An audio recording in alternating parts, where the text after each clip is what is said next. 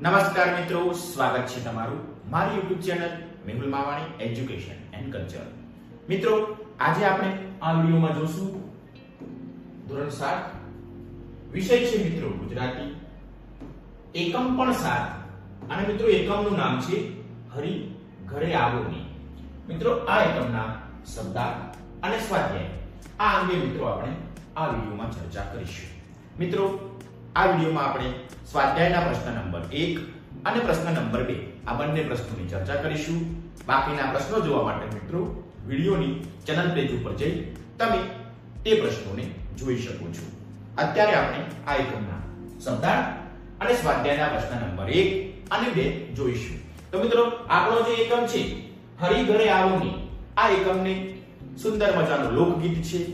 તમે તેને ગાયું હશે, માણ્યું હશે અને જાણ્યું હશે. તો મિત્રો લોકગીતના કોઈ લેખક કવિ હોતા નથી. તે લોકો દ્વારા લોકો માટે અને લોકોથી ગવાયેલું ગીત છે અને તેમાં લોકોની સુખ દુઃખની લાગણી, આનંદની લાગણી સુંદર મજાની રીતે વ્યક્ત કરેલી હોય છે. એક પછી એક લોકોના મુખે ગવાયેલું ગીત એટલે લોકગીત. તો મિત્રો આવું જ એક સુંદર મજાનું લોકગીત છે હરી ઘરે આવો ની, જેમાં આપણા ઘરે કોઈ મહેમાન આવવાનું હોય તો આપણે કેવી કેવી તૈયારીઓ કરીએ તેની સુંદર મજાની વાત તળપદી ભાષામાં આ કાવ્યમાં આપણી સમક્ષ રજૂ કરી છે. તે તમે શીખી ગયા હશો. તો હવે સૌપ્રથમ આપણે આ એકમની માહિતી અને ત્યારબાદ શબ્દાર્થ અને સ્વાધ્યાયને જોઈએ. તો મિત્રો આ જે એકમ છે તેનો પ્રકાર છે લોકગીત. પરીક્ષામાં ક્યારેક કૃતિના કર્તા અને કૃતિનો પ્રકાર કયો છે તેવા પ્રશ્નો પૂછાતા હોય છે. તો મિત્રો આપણે આગળ જોયું તેમ લોકગીતના કોઈ રચયિતા, કવિ કે લેખક હોતા નથી. અહીં આપણે તેનો પ્રકાર જોવાનો છે. પ્રકાર છે લોકગીત. હવે આગળ જોઈએ મિત્રો. હવે જોશું આપણે આ એકમના શબ્દાર્થ. શબ્દાર્થનો અભ્યાસ આપણે એટલા માટે કરી લઈશું કે પરીક્ષામાં ક્યારેક સમાનાર્થી શબ્દો, શબ્દ સમૂહો માટે એક શબ્દ પૂછાય તો આપણે આપેલા ઉત્તરોનો જવાબ લખી શકીએ. તો જોઈએ કયા કયા શબ્દાર્થ આપેલા છે. પહેલો છે શેરી. શેરી એટલે મિત્રો ફળિયું અથવા પોળ. ઉતારા એટલે કે ઉતરાવવાનું મુકામ. મેડી એટલે નાનો માળ. આગળ વધીએ. ત્યારબાદ કરેણી કાપ એટલે કરેણની કુમળી ડાળીની ચીપ. આગળ સોગઠી એટલે કે સોગઠાબાજીની રમત. ઢોલિયો એટલે કે ખાટલો અને પલંગ. અને મિત્રો છેલ્લો શબ્દાર્થ છે હિંડોળ એટલે કે હિંચકો. તો મિત્રો આટલા આપણને શબ્દો અને તેના અર્થ શબ્દાર્થમાં ટિપ્પણીમાં આપેલા છે. આપણે તેને અહીં જોઈ લીધા. તમે પણ એક વખત જોઈ લેજો, લેખન કાર્ય કરી લેશો. મિત્રો હવે આપણે જોઈશું આ એકમનું સ્વાધ્યાય. મિત્રો સ્વાધ્યાયમાં અહીં આપણે આ એકમમાં કુલ 2 પ્રશ્નોની ચર્ચા કરીશું. એમાંનો પહેલો પ્રશ્ન છે મિત્રો વાતચીત. વાતચીત નામના પ્રશ્નમાં મિત્રો આપણને જે પ્રશ્નો આપેલા છે તે પ્રશ્નો આપણે એકમના આધારે એકમને સમજી અને તેના આધારે આપણા વિચારોથી ઉત્તરો આપવાના છે. તો જોઈએ કયા કયા એકમનો આપણે પ્રશ્ન પૂછેલા છે. પ્રશ્ન પહેલો છે મિત્રો, તમારે ત્યાં ક્યારે ક્યારે શેરી વાળવામાં આવે છે? મિત્રો તમે જ્યાં રહેતા હશો ત્યાં શેરી હશે, પોળ હશે, ફળિયું હશે. તો તમારી તે શેરી, ફળિયું ક્યારે ક્યારે વાળવામાં આવે છે, ક્યારે ક્યારે સફાઈ કરવામાં આવે છે? તો જોઈએ ઉત્તર. અમારે ત્યાં દરરોજ સફાઈ કામદાર શેરી વાળે છે. ક્યારેક કોઈ ધાર્મિક તહેવાર હોય, કોઈના ઘરે પ્રસંગ હોય ત્યારે વિશેષ સફાઈ કરવામાં આવે છે. તો મિત્રો આ રીતે અમારું જે ફળિયું છે તેની સાફ સફાઈ કરવામાં આવે છે. હવે તમારે ત્યાં ફળિયું છે, શેરી છે, ગામનો રસ્તો છે, તેની સફાઈ ક્યારે કરવામાં આવે છે મિત્રો? તેનો ઉત્તર તમારે આ રીતે લખવાનો છે. આગળ વધીએ.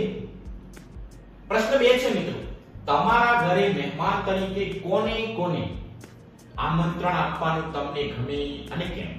મિત્રો તમારા ઘરે કોઈ મહેમાન આવે તો તમે કયા મહેમાનને, કયા સગા સંબંધીને આમંત્રણ આપવાનું પસંદ કરશો એ તમારે ઉત્તર સ્વરૂપે લખવાનું છે. તો જોઈએ.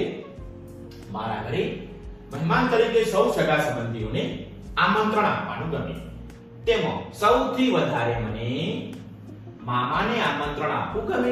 કેમ કે મને ભણાવવામાં, તહેવારો ઉપર કપડાં ખરીદવામાં, પ્રવાસ કરવામાં ખૂબ મદદરૂપ થયા છે. એટલા માટે મિત્રો મને મામાને આમંત્રણ આપવું ગમે. એમ તમને તમારા ઘરે કોને તમે આમંત્રિત કરશો એ તમારે વિચારીને લખવાનું છે. મિત્રો મામા તો સૌને ગમે એટલા માટે ઉત્તર મેં લખ્યો છે મામા, પણ તમને જે સગા સંબંધીઓને તમારા ઘરે આમંત્રણ આપવાનું ગમે તે તમારે અહીં ઉત્તર સ્વરૂપે લખવાનું છે. હવે આગળ જોઈએ પ્રશ્ન 3. મહેમાનને તમે કેવી રીતે આમંત્રણ આપો છો? મિત્રો તમારા ઘરે તમારે મહેમાનને બોલાવવા છે તો તમે આમંત્રણ કેવી રીતના આપશો કે તમારે અમારા ઘરે પધારવાનું છે તેવું? જોઈએ ઉત્તર. મહેમાનને અમે આમંત્રણ પત્રિકા મોકલીને આપણે આમંત્રણ આપી શકીએ, ફોન કરીને, સંદેશો કે મેસેજ મોકલીને, કોઈકના દ્વારા સમાચાર મોકલાવીને પણ આપણે આમંત્રણ આપી શકીએ. તો મિત્રો આટલી રીતે આપણે આમંત્રણ આપી શકીએ છીએ. આ સિવાય તમારા મનમાં કોઈ નવો વિચાર હોય, નવો આઈડિયા હોય, નવી યુક્તિ હોય તો તે તમે અહીં નોંધી શકો છો કે તમારા ઘરે મહેમાનને તમે કેવી રીતના આમંત્રિત કરશો. હવે આગળ જોઈએ પ્રશ્ન 4. મહેમાન આવવાના હોય તે પહેલા તમારે ઘરે કેવી કેવી તૈયારી કરવામાં આવે છે? જોઈએ ઉત્તર. મહેમાન આવવાના હોય તે પહેલા ઘરને વ્યવસ્થિત સાફ સફાઈ કરવામાં આવે છે, ખુરશીની વ્યવસ્થા કરવામાં આવે છે, ચા કે ઠંડા પીણાની વ્યવસ્થા કરવામાં આવે છે. ઘરમાં જમવા માટે વિવિધ વાનગીઓ બનાવવામાં આવે છે. જો મહેમાન રાત્રે રોકાવાના હોય તો તેમના માટે ઓરડામાં ગાદલા, ઓશિકા, ચાદર, ધાબળા વગેરેની પણ વ્યવસ્થા કરવામાં આવે છે. તો મિત્રો આટલી વ્યવસ્થા મહેમાન આવે ત્યારે આપણે આપણા ઘરે કરીએ છીએ. હવે તમારા ઘરે કોઈ મહેમાન આવવાના છે તો તમે તેના માટે કેવી કેવી તૈયારીઓ કરશો એ તમારે અહીં ઉત્તર સ્વરૂપે નોંધવાનું છે. તો મિત્રો આ રીતે ઉત્તર લખી શકાય. હવે આગળ વધીએ ત્યારબાદ પ્રશ્ન 5. તમારા ઘરે મહેમાન આવ્યા પછીની સરભરામાં શું શું કરવામાં આવે છે? હવે મિત્રો આપણા ઘરે મહેમાન પધારી ચૂક્યા છે, આવી ચૂક્યા છે, તો હવે આપણે તેની સરભરા કરવામાં, સેવા ચાકરી કરવામાં શું શું કરીશું તે આપણે ઉત્તર સ્વરૂપે જોઈએ. ઘરે મહેમાન આવે ત્યારે તેમને પીવાના પાણીની આપ્યા બાદ ચા નાસ્તો આપવામાં આવે છે. ત્યારબાદ ભોજનની વ્યવસ્થા કરવામાં આવે છે. ભોજન પૂર્ણ કર્યા બાદ મુખવાસ આપવામાં આવે છે. જો તેઓ રાત્રે રોકાવાના હોય તો તેમને સુવા માટેની વ્યવસ્થા પણ કરવામાં આવે છે. આવી રીતે મહેમાનની સરભરા કરવામાં આવે છે. તો મિત્રો આ રીતે જો મહેમાન આપણા ઘરે આવી ગયા છે ત્યારબાદ આપણે કેવી કેવી વ્યવસ્થા કરીશું તે આપણે આ રીતે લખી શકીએ. હવે આગળ જોઈએ નવો પ્રશ્ન. પ્રશ્ન 6. ઘરે મહેમાન આવ્યા હોય ત્યારે તમને શું શું કામ સોંપવામાં આવે છે? મિત્રો તમારા ઘરે મહેમાન આવે છે ત્યારે તમારા ઘરના જે મોટેરા છે, વડીલો છે, એ તમને શું શું કામ સોંપશે, કયું કયું કામ સોંપે છે એ તમારે ઉત્તર સ્વરૂપે લખવાનું છે. અહીં જે ઉત્તર છે તે નમૂનારૂપ છે, પણ તમને તમારા ઘરે જે જે કામ સોંપવામાં આવતું હોય તે તમારે અહીં લખવાનું.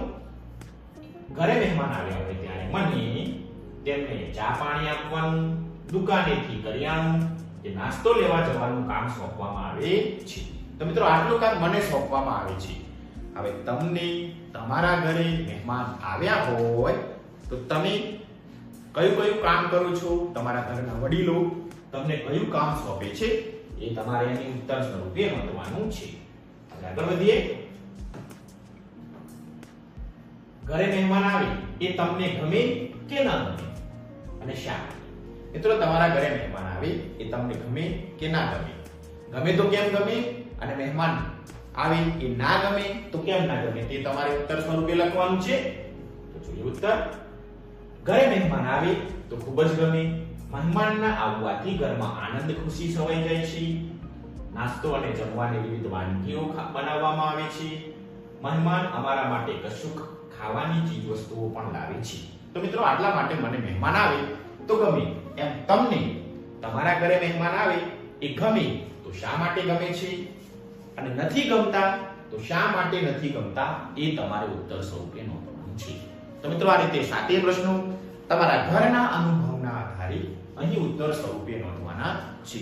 મિત્રો યાદ રાખીશું, તમામ બાળકોના ઉત્તરો અહીં સરખા થશે નહીં. કેમ કે તમારા ઘરની પરિસ્થિતિ હશે એ તમારા મિત્ર કે તમારા બહેનપણીની ઘરની પરિસ્થિતિ હશે નહીં. માટે ઉત્તરો અલગ અલગ હશે. એટલે તમે તમારા ઘરની પરિસ્થિતિને ધ્યાને રાખીને ઉત્તરો લખજો. તો આ રીતે આપણે પ્રશ્ન 1 છે વાતચીત, તેના 7 પ્રશ્નો વિગતે વ્યવસ્થિત તમને સમજાવ્યા. હવે આગળ જોઈએ મિત્રો. હવે છે પ્રશ્ન નંબર 2. પ્રશ્ન નંબર 2 માં મિત્રો તમારે તમારી પાઠ્યપુસ્તકમાં આ રીતે સુંદર મજાનો એક કોઠો આપેલો છે, જેમાં લેખન કાર્ય કરવાનું છે. અહીં મિત્રો આપણને સૂચના આપી છે કોષ્ટક પૂર્ણ કરો. શાને માટે? કાવ્યના નાયક નાયિકા શું શું કરશે, તમારા ઘરે શું શું કરવામાં આવે છે. મિત્રો આ રીતના આપણને 2 કોલમ આપી દીધી છે. હવે મિત્રો પહેલો મુદ્દો છે સ્વચ્છતા અને સુશોભન. તો મિત્રો કાવ્યમાં શું શું થયું તે આપણે આ બોક્સમાં લખીશું. તમારા ઘરે તમે શું શું કરો છો, તો મિત્રો તે તમારે આ ખાનામાં લખવાનું છે. તો મિત્રો ઉત્તર આપણે આ પ્રમાણે નોંધતા જઈશું. સ્વચ્છતા અને સુશોભન માટે કાવ્યમાં શું થયું તે આપણે જોઈએ. સીડી વળાવી,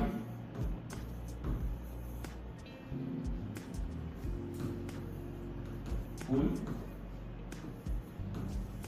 પથરાવશે. મિત્રો કાવ્યમાં સીડી વળાવવામાં આવી છે અને સુશોભન માટે ફૂલ પાથરવામાં આવ્યા છે. તમારા ઘરે તમે શું કરશો મિત્રો, તો આપણે લખી શકીએ ઘરની સાફ સફાઈ, રંગોળી પૂરી શકાય,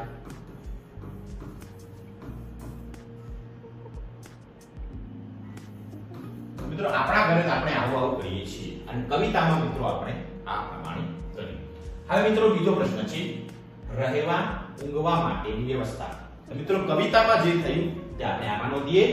તો મિત્રો રહેવા માટે આપણે મહેમાનને ઓરડો આપવાની વાત છે. ત્યારબાદ ઊંઘવા માટે ખાટલો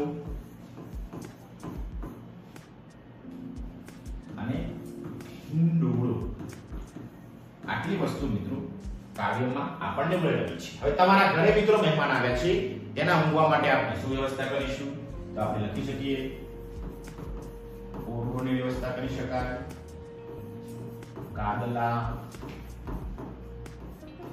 ઓશિકા, ગાદલા, ઓશિકા, ચાદર, પંખો વગેરેની મિત્રો આપણે આપણા ઘરે મહેમાન આવે તો વ્યવસ્થા કરવામાં આવે છે. અહીં કાવ્યના આધારે જે આપણે ઉત્તર લખવાનો છે તે, અને આપણા ઘરે આપણે શું કરીએ તેનો ઉત્તર લખવાનો થશે. હવે મિત્રો આગળ વધીએ. ત્યારબાદ આને હું પૂછી નાખું છું, તમે કદાચ તમારા નોટબુકમાં તમે નોંધી લીધું હશે. દૈનિક ક્રિયા માટે. તો મિત્રો દૈનિક ક્રિયા માટે કવિતામાં દાંતણ, કરણ અને દાડમની દાંતણની વાત છે. જેમાં કરણ અને દાડમ આ બંનેના દાંતણની વાત છે. ત્યારબાદ નાવ માટે કુંડી એટલે કે પાણીની વ્યવસ્થાની વાત છે. તો મિત્રો આટલું આપણા કાવ્યમાં આપેલું છે. દાંતણ માટે કરણ અને દાડમનો છોડ, અને નાહવા માટે કુંડી અથવા પાણીની વ્યવસ્થા કરવામાં આવી છે. તો મિત્રો આપણા ઘરે મહેમાન આવી તો આપણે શું કરી શકીએ, તો મિત્રો હવે આપણા ઘરે આવી ગયા છે બ્રશ, નાહવા માટે ટુવાલ, ગરમ પાણી, સાબુ, શેમ્પૂ. તો મિત્રો આવી વ્યવસ્થા આપણે આપણા ઘરે કરી શકીએ છીએ. તમારા ઘરે શું શું કરવામાં આવે છે મહેમાનને નાહવા માટે, દૈનિક ક્રિયા કરવા માટે, તો આટલી વસ્તુ આપણે લખી શકીએ. હવે આગળ ભોજન પ્રબોધ માટે. મિત્રો કવિતામાં શું તે આપણે લખીએ. તો મિત્રો લાપસી બનાવવાની વાત છે કવિતામાં. ત્યારબાદ સાકરિયું કંસાર. કવિતામાં જોયું છે તમે, તો સાકરિયું કંસાર. તો મતલબ કવિતામાં મિત્રો આટલી વાત કરવામાં આવી છે. આપણા ઘરે આપણે શું કરી શકીએ, તો મિત્રો ફરસાણ બનાવી શકીએ, મીઠાઈ વગેરેની મિત્રો વ્યવસ્થા આપણે કરી શકીએ.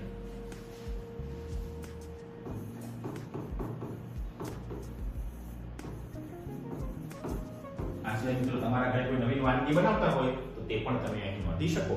ફરસાણ એટલે તમામ પ્રકારના આપણે જે ભજીયા છે, ફૂલવડી છે, ખમણ છે બધું આવી ગયું અને મીઠાઈમાં તમામ મીઠાઈ આવી ગઈ. એટલા માટે અહીં બે શબ્દો ફરસાણ અને મીઠાઈનો ઉપયોગ કરેલો છે.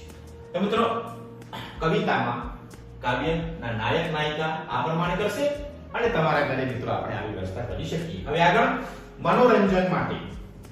તો મિત્રો મનોરંજન માટે અહીં સોગઠાની રમતની વાત છે અને પાસા ની જોડી. આટલી મિત્રો મનોરંજન માટેની વ્યવસ્થા કવિતામાં કરેલી છે. હવે મિત્રો તમારા ઘરે આપણે શું કરી શકીએ? તો મિત્રો ઘરે આપણે મિત્રો ટીવી લગાવી શકીએ, મોબાઈલ છે, ગેમ છે, ત્યારબાદ ફિલ્મો પણ મિત્રો આપણે મહેમાનને બતાવી શકીએ. તમારા ઘરે મિત્રો હું આવી વ્યવસ્થા કરું છું. તમારા ઘરે જે વ્યવસ્થા કરતા હોય તે તમારે અહીં નોંધવાની. તો મિત્રો આ રીતે કાવ્યમાં નાયક નાયિકા જે કરે છે તે આપણે આ ખાનામાં લખીશું અને તમારા ઘરે મહેમાન આવે તો તેના માટે તમે શું વ્યવસ્થા કરશો એ તમારે મિત્રો આ ખાનામાં નોંધવાની છે. આપણને મુદ્દા આપેલા છે. પહેલો મુદ્દો છે સ્વચ્છતા સુશોભન, રહેવા ઊંઘવાની વ્યવસ્થા, દૈનિક ક્રિયા માટે, ભોજન પ્રબંધ અને મનોરંજન માટે. તો મિત્રો આ રીતે આપણે ઉત્તરો લખી શકીએ. તમે તમારી નોટબુકમાં અને તમારા પાઠ્યપુસ્તકમાં મિત્રો તમે આ ઉત્તરને આ પ્રમાણે નોંધી શકો છો. હવે મિત્રો આગળ વધીએ. ત્યારબાદ આને હું ભૂસી નાખું છું.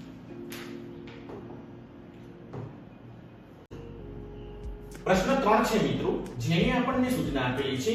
આપેલ પંક્તિનો ભાવ નીચેનામાંથી કયો છે તે જણાવો. મિત્રો અહીં આપણને બે કાવ્ય પંક્તિઓ આપેલી છે. તેના માટે અ, બ અને ક આપણને વિકલ્પો આપ્યા છે. આપણે તે કાવ્ય પંક્તિનો સાચો જે ભાવ હોય તે વિકલ્પ પસંદ કરવાનો છે. જોઈએ. શેરી વળાવી સજ્જ કરું, ઘરે આવો ની. તો મિત્રો આપણને 3 વિકલ્પો આપ્યા છે.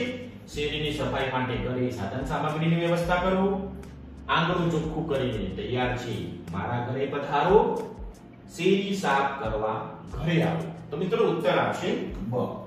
આંગણું ચોખ્ખું કરીને તૈયાર છે, મારા ઘરે આવો. તો પહેલા પ્રશ્નનો ઉત્તર બ. આગળ વધીએ. હવે પ્રશ્ન 2, પોઢણ દેશું ઢોલિયો. તો મિત્રો તેના માટે અ, બ અને ક વિકલ્પો આપ્યા છે. સુવા માટે ખાટલો આપીશું, ઓઢવા માટેની અમારા ઘરે વ્યવસ્થા છે, ઢોલ અને શરણાઈ અમે આપીશું. તો મિત્રો સાચો ઉત્તર આવશે અ. સુવા માટે ખાટલાની વ્યવસ્થા કરવામાં આવેલી છે. તો મિત્રો આ રીતે આપણે બંને વિકલ્પો આપ્યા છે. તેમાંથી કવિતાનો જે ભાવ હોય તે આપણે ઉત્તર સ્વરૂપે લખવાનો છે. હવે આગળ જોઈએ. ત્યારબાદ પ્રશ્ન નંબર 4 આપ્યો છે મિત્રો, જેની આપણને સૂચના આપી છે. આપેલ કાવ્ય પંક્તિઓ આડા અવળી થઈ ગઈ છે, તેને યોગ્ય ક્રમમાં લખી ગોઠવી ફરીથી લખવાની છે. તો મિત્રો આપણને અહીં બે કાવ્ય પંક્તિઓ આપેલી છે. તે કાવ્ય પંક્તિઓનો ક્રમ આડો અવળો થઈ ગયો છે, શબ્દો આડા અવળા થઈ ગયા છે. આપણે કવિતામાં જે પ્રમાણે ક્રમ આપેલો છે તે પ્રમાણે ગોઠવીએ. તો મિત્રો પહેલો પ્રશ્ન આપણને આવો આપ્યો છે. દેશો આવો લાપસી ભોજન ઘરોની, કંસાર દેશો આવો સાકરીઓ દેશો મારા ઘરે. તો મિત્રો કવિતાના આધારે પંક્તિઓ નથી. તો ઉત્તર મિત્રો આપણે હવે કવિતાના આધારે આ પ્રમાણે લખી શકીએ. તો મિત્રો પહેલી જે કાવ્ય પંક્તિ છે, દેશો આવો લાપસી ભોજન ઘરે ને. તો મિત્રો આ પ્રમાણે ઉત્તર લખીશું. ભોજન દેશો લાપસી ઘરે આવો ને. આ પહેલી પંક્તિ. હવે બીજી પંક્તિનો મિત્રો ઉત્તર જોઈએ.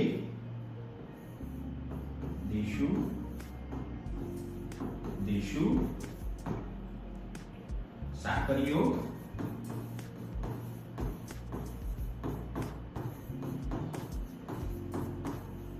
કંસાર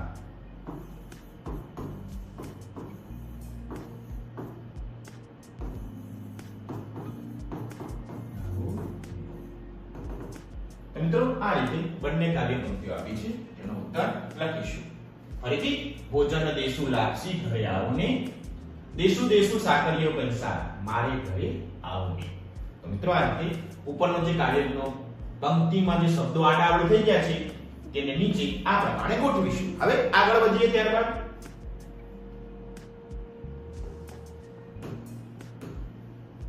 પ્રશ્ન 2 છે મિત્રો. દાડમીને દાંતણ ઘરે દેશું આવો, કાંબ દેશું આવો ને દેશું કરણી મારે કરે. તો મિત્રો અહીં ક્રમ ખાસો આડાઅવળો થઈ ગયો છે. તો જોઈએ ઉત્તર હવે આપણે કેવી રીતના લખવાનું કવિતાના આધારે. પહેલો આપણે ઉત્તર જોઈએ.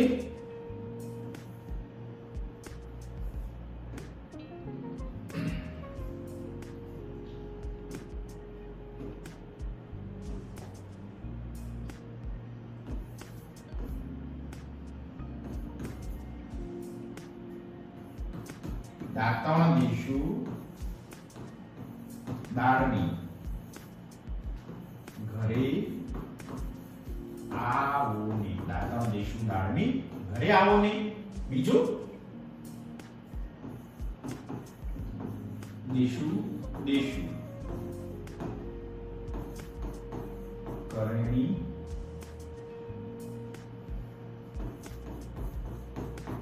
કરણી કામ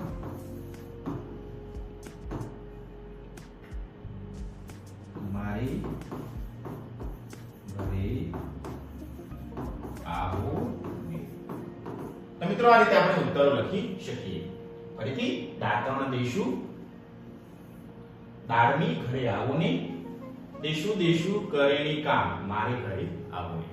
તો મિત્રો કાવ્ય પંક્તિને આપણે આ રીતે ક્રમમાં વ્યવસ્થિત લખીશું. કવિતાને સમજ્યા હશો મિત્રો, તમે ગાઈ હશે તો તેના આધારે તમે આ ઉત્તર વ્યવસ્થિત લખી શકીશો. હવે આગળ વધીએ ત્યારબાદ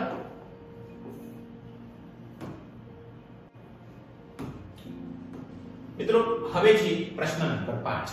પ્રશ્ન નંબર 5 ની મિત્રો સૂચના આપણને આ પ્રમાણે આપી છે. લીટી દોરેલા શબ્દોની જગ્યાએ યોગ્ય શબ્દ વાપરી ફકરો લખો. ત્યારબાદ તે શબ્દોને સ્થાને તમારી બોલીમાં વપરાતા શબ્દો વાપરીને ફરીથી ફકરો તમારે લખવાનો છે. તો મિત્રો ફરીથી યાદ કરી દઉં, આપણને અહીં બે પ્રકારનું કામ સોંપ્યું છે. એક કામ એવું કે લીટી દોરેલા જે શબ્દો છે તેને જગ્યાએ યોગ્ય શબ્દ વાપરીને આપણે શુદ્ધ શબ્દ વાપરીને ફકરો ફરીથી લખવાનો છે. પછી મિત્રો આ જ ફકરાને ફરીથી તમારા આસપાસની બોલી હોય, તમારા ઘરે જે બોલી બોલતા હોય તેના આધારે મિત્રો આપણે તે ફકરાને ફરીથી લખવાનું છે. ટૂંકમાં આ જ ફકરાને બે વાર લખીશું. પહેલા સૂચનાને સમજી લઈએ ફરીથી. યોગ્ય શબ્દ વાપરી ફકરો ફરીથી લખીશું. ત્યારબાદ ફરીથી આ જ ફકરાને તમારી જે બોલી છે સ્થાનિક બોલી તેના આધારે ફરીથી લખવાનું છે. તો મિત્રો સૌપ્રથમ આપણે જોઈએ આની શુદ્ધ બોલીને.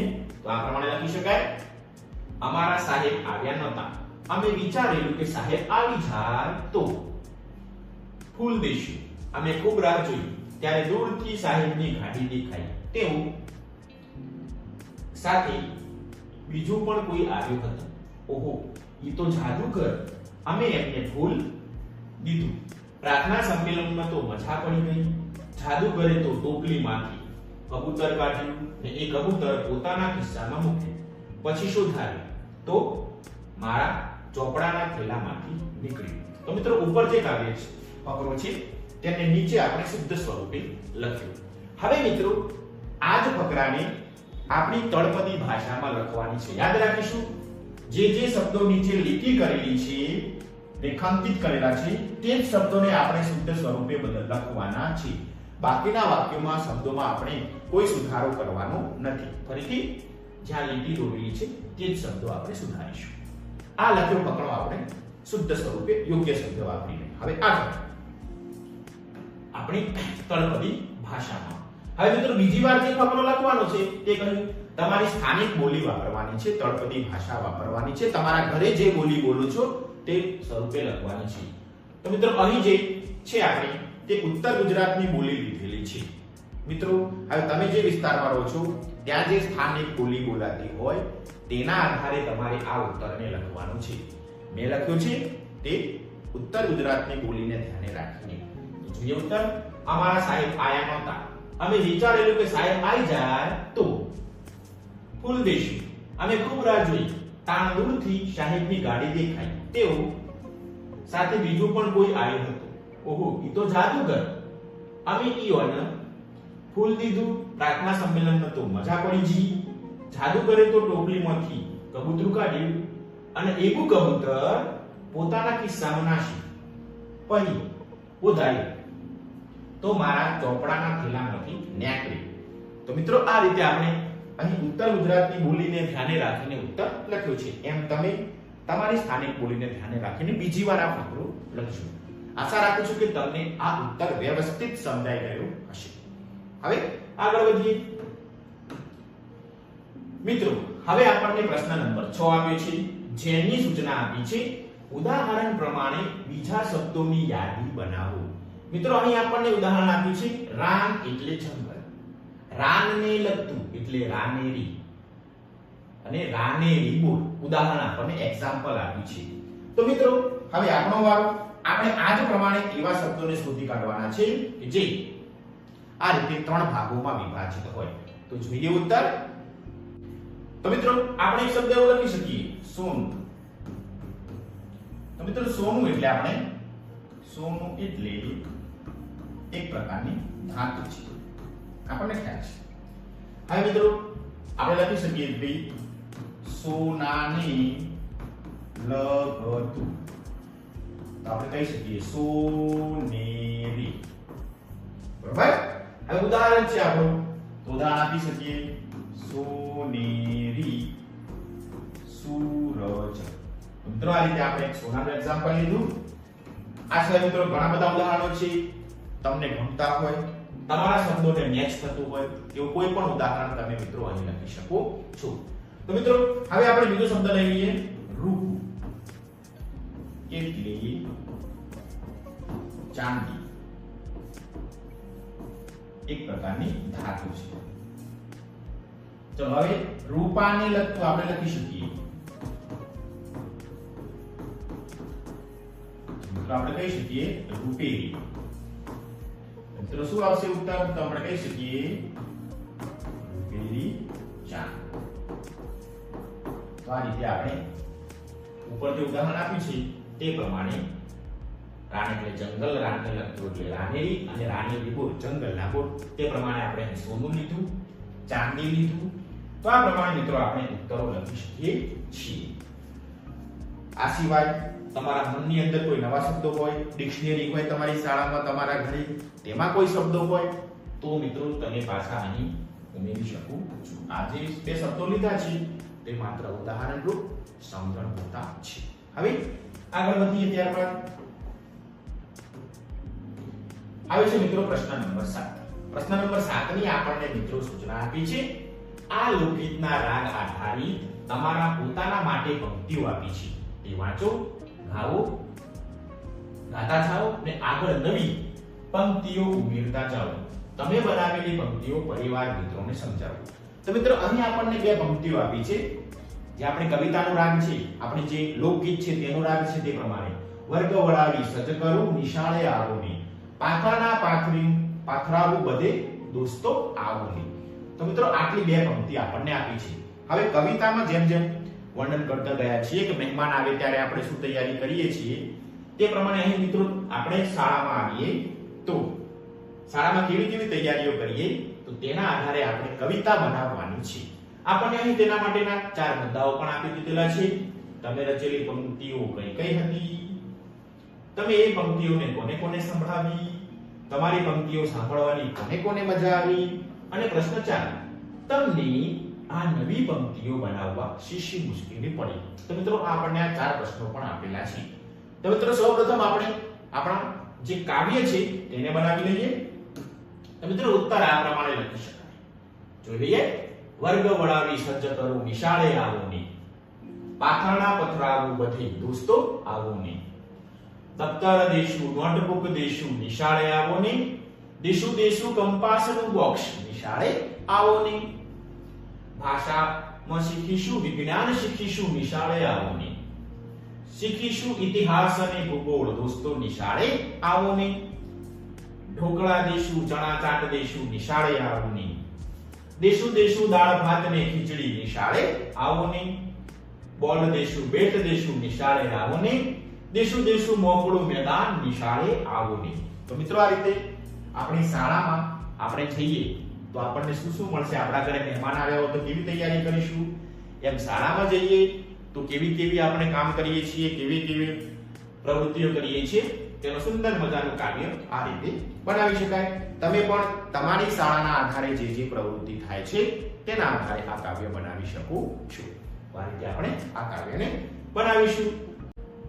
પ્રશ્ન 8 છે મિત્રો, જેની આપણને સૂચના આપી છે, તમારા વિસ્તારમાં ગવાતું હોય તમારું મનપસંદ એક લોકગીત મેળવીને લખો.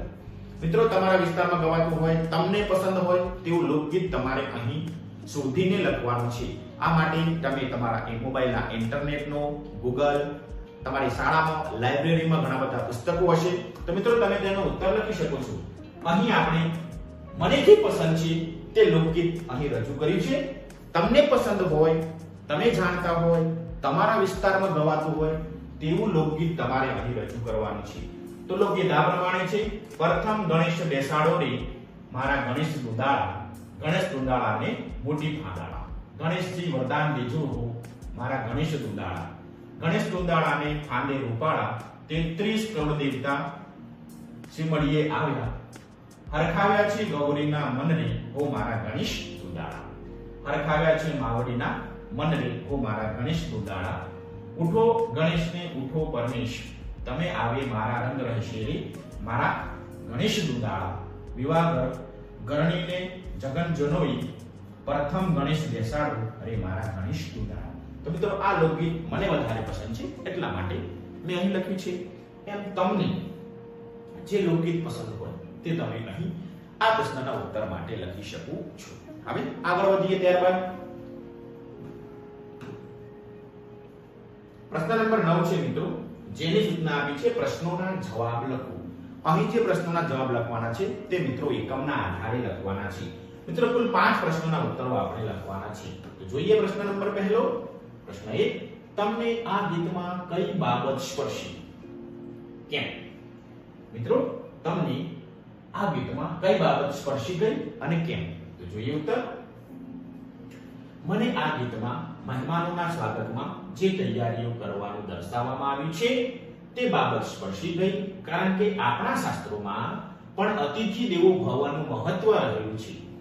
તેથી તેમનું યોગ્ય સ્વાગત કરવું જોઈએ. મિત્રો આ બાબત મને સ્પર્શી ગઈ, મને ખૂબ આનંદ થયો આ કાવ્યમાં આ બાબતને જાણીને. એમ તમને આ કાવ્યમાં કઈ બાબત, કયો મુદ્દો વધારે પસંદ પડ્યો તે તમારે અહીં ઉત્તર સ્વરૂપે લખવાનો છે.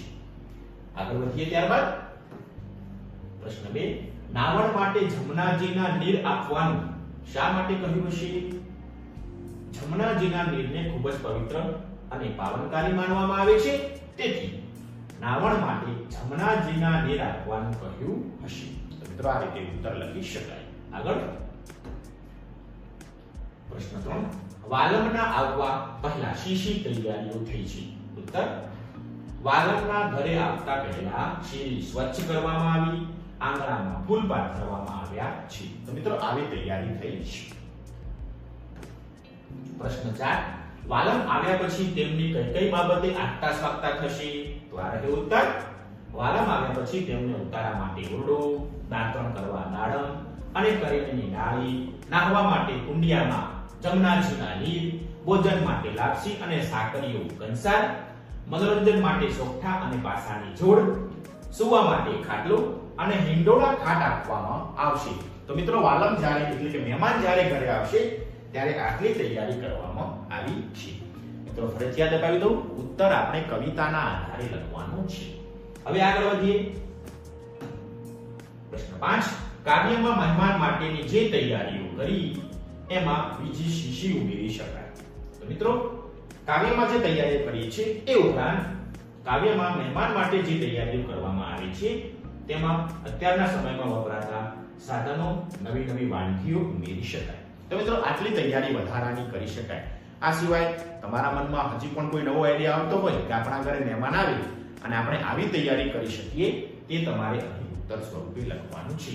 તો મિત્રો આમ 5 પ્રશ્નો કવિતાના આધારે સમજી આપણે ઉત્તરો લખ્યા. હવે આગળ જોઈએ સ્વાધ્યાયનો છેલ્લો પ્રશ્ન. મિત્રો સ્વાધ્યાયનો છેલ્લો પ્રશ્ન છે 10. મહેમાન ગતિની મજા વિશે તમારા મિત્રને પત્ર લખો. મિત્રો તમે કોઈ જગ્યાએ મહેમાન ગતિએ ગયા છો, મહેમાન ગતિ માણવા માટે ગયા છો, તો તમને કેવો અનુભવ થયો તે તમારે ઉત્તર સ્વરૂપે લખવાનું છે. તો જોઈએ ઉત્તર. તો મિત્રો પત્રની શરૂઆત કરીશું ત્યારે સૌપ્રથમ પત્ર લખનારનું સરનામું આવે. ઉદાહરણ તરીકે જો પત્ર હું લખી રહ્યો છું તો શરૂઆતમાં જમણી બાજુએ, યાદ રાખીશું ગુજરાતીમાં જ્યારે પણ પત્ર લખીશું ત્યારે જમણી બાજુએ પત્ર લખનારનું સરનામું આવે. પત્ર હું લખી રહ્યો છું, તમે ઉત્તર લખશો ત્યારે પત્ર લખનાર તમે હશો, તો સૌપ્રથમ તમારે અહીં તમારું સરનામું લખવાનું થશે. તો મિત્રો સરનામું આ પ્રમાણે લખીશું. સૌપ્રથમ તમારો ઘર નંબર, ત્યારબાદ શેરી આવતી હોય તો શેરી, ત્યારબાદ કોઈ રસ્તો આવતો હોય તો રસ્તો, ત્યારબાદ તાલુકો, જિલ્લો અને તારીખ. મિત્રો અહીં આપણે પોસ્ટ પણ ઉમેરી શકીએ છીએ. તો આ રીતે મિત્રો આપણે ઉત્તર લખીશું અને તારીખ ખાસ નોંધીશું. તો આ પ્રમાણે સરનામું સૌપ્રથમ ઘર નંબર, ત્યારબાદ શેરી, ત્યારબાદ ગામ, ત્યારબાદ તાલુકો, ત્યારબાદ જિલ્લો અને તારીખ. તો મિત્રો સરનામું લખાઈ ગયા બાદ હવે આપણે આપણા મિત્રને પત્ર લખી રહ્યા છીએ. તો સંબોધન મિત્રના નામે. પ્રિય મિત્ર મલય, ઘણા સમયથી તારો પત્ર નથી, તેથી પત્ર લખવા બેસી ગયો. અમે બધા અહીં મજામાં છીએ. આશા રાખું છું કે તમે બધા પણ મજામાં હશો. આપણું આ સૌપ્રથમ સંબોધન. એક ફકરો પૂરો. હવે પત્ર લખવાનું જે કારણ છે તે પત્ર લખવાનું ખાસ કારણ એ છે કે અમે સૌ પરિવાર મારા મામાના ઘરે ફરવા ગયા હતા. મામાએ અમારા સ્વાગત માટે ઘણી તૈયારીઓ કરી રાખી હતી. તેઓ અમને લેવા માટે બસ સ્ટેશન સુધી પણ આવ્યા હતા. આ પહેલો ફકરો પૂરો. આગળ વધીએ. ત્યાંથી અમે મામાના ઘરે પહોંચ્યા. તરત મામીએ ચા અને નાસ્તો કરાવ્યો. ત્યારબાદ અમને અલગ રૂમ ફાળવવામાં આવ્યો હતો, જ્યાં અમારી બધી જ સગવડોનું ધ્યાન રાખવાનું કહ્યું હતું. અમે જેટલા દિવસ ત્યાં રોકાયા એટલા દિવસ અલગ અલગ પ્રકારની સ્વાદિષ્ટ વાનગીઓ બનાવીને મામા મામીએ ખવડાવી હતી. અમે આજુબાજુના જોવાલાયક સ્થળોએ ફરવા પણ ગયા હતા અને બજારમાંથી જરૂરી ખરીદી પણ કરી હતી. આમ મામાના ઘરે મહેમાન ગતિ માણવાની ખૂબ જ મજા આવી. તો મિત્રો આ રીતે મહેમાન ગતિ માણી તેને આપણે સુંદર શબ્દોમાં રજૂઆત કરી. વધુ આગળ ન લખતા તારા માતા પિતાને મારા પ્રણામ, નાની બહેનને મારા વહાલ, તારા વળતા પત્રની આશા સાથે લિખિતન તારો પ્રિય મિત્ર મેહુલ માવાણી. તો મિત્રો છેલ્લે અંતે પત્ર લખનાર વ્યક્તિનું નામ આવે છે, તે પણ જમણી બાજુ. યાદ રાખીશું ગુજરાતીમાં જ્યારે પત્ર લખીશું ત્યારે સૌપ્રથમ પત્ર લખનારનું સરનામું જમણી બાજુએ અને છેલ્લે પત્ર લખનારનું નામ પણ મિત્રો કાગળ લખતા હોઈએ ત્યારે જમણી બાજુ આવે છે. અહીં તમારે તમારું નામ લખવાનું છે. તો આ રીતે આપણે આપણા મિત્રને મહેમાન ગતિની મજા માણી મામાના ઘરે તે રીતના પત્ર લખી શકીએ. તમે પણ મિત્રો મામાના ઘરે જતા હશો, તમને ત્યાં મહેમાન ગતિ માણવાની ખૂબ મજા આવતી હશે. તો તમે કેવી રીતના ત્યાં મહેમાન ગતિ માણો છો તે તમારે અહીં ઉત્તર સ્વરૂપે લખવાનું છે. તો આ રીતે મિત્રો તમામ પ્રશ્નોના ઉત્તરો લખ્યા. તો મિત્રો આમ આપણો જે એકમ છે તેના પ્રશ્ન નંબર 8 થી 10 અહીં વિગતે વ્યવસ્થિત જોયા. આશા રાખું છું કે તમને તમામ મુદ્દા સમજાઈ ગયા હશે. બાકીના પ્રશ્નોના ઉત્તરો જોવા માટે આ જ ચેનલ પેજ ઉપર છે તમે તે પ્રશ્નોના ઉત્તરો જોઈ શકો છો. આ સિવાય બાકીના વિષયોના ઉત્તરો, તેના અભ્યાસ, તેના સ્વાધ્યાય તમને આ ચેનલ પેજમાં મળી જશે. મિત્રો આ સિવાય અમારી નવી ચેનલ છે અરવલ્લી એજ્યુકેશન, તેને પણ સબસ્ક્રાઇબ કરી લેજો, કેમ કે જે ઐતિહાસિક સ્થળો છે તેની સુંદર માહિતી આ ચેનલ ઉપર તમને મળી રહેશે. તો મિત્રો વિડિયો કેવો લાગ્યો તે અંગે કોમેન્ટ બોક્સમાં કોમેન્ટ પણ જરૂરથી કરજો અને ખાસ ચેનલને સબસ્ક્રાઇબ કરવાનું ચૂકશો નહીં. તમારો ખૂબ ખૂબ આભાર.